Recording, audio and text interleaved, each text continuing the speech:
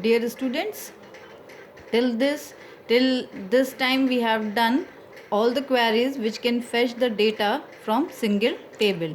Now I am going to start SQL join. That means we are going to start working on multiple table or more than one table. Let's start this topic. In SQL, a query that can fetch attribute from two or more than two tables is called join. That means a query can also retrieve the data from more than one table. And such type of queries are called join queries. But for joining the tables, the both the table, like I am giving you example, here I am having a table customer and another table item. Both the tables in which you want to perform join must have identical column, as here the INO and INO. The INO is a column which is present in both the tables, in this table as well as in this table. So it is a identical column present in both the table.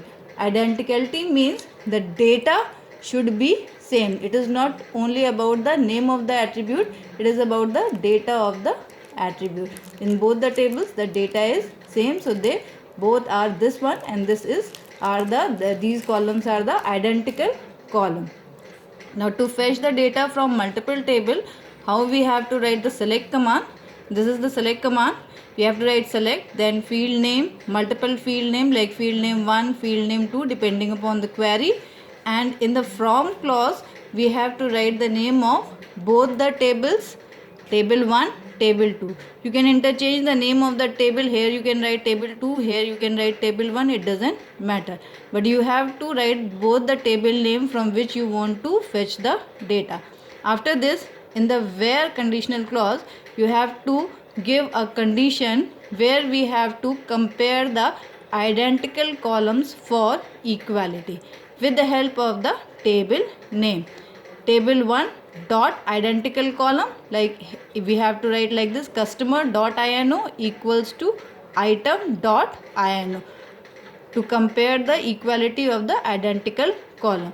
And after this, if we are having another condition, we can extend the condition by using a AND operator. Then after this, let's start with the example. Like in this one, we are having example display customer name and item name from the table. So here we have to fetch the customer name from this table, item name from this table.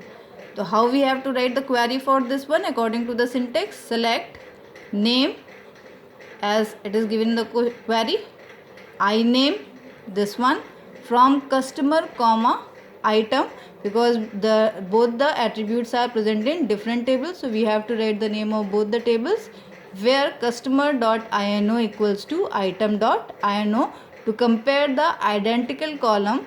Here we have to do the comparison like this. Now after writing this query, how the DBA will work, it will start comparing the first row of this one with the first row of this one. As you can see, the columns are matching, so it will display the result name, that is AA, and the item name, that is soap.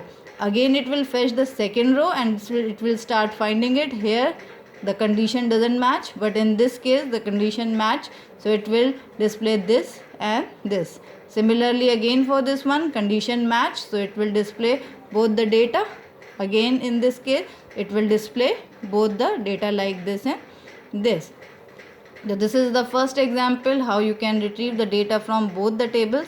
In the query, there when you will read the query, it is not mentioned to compare this one.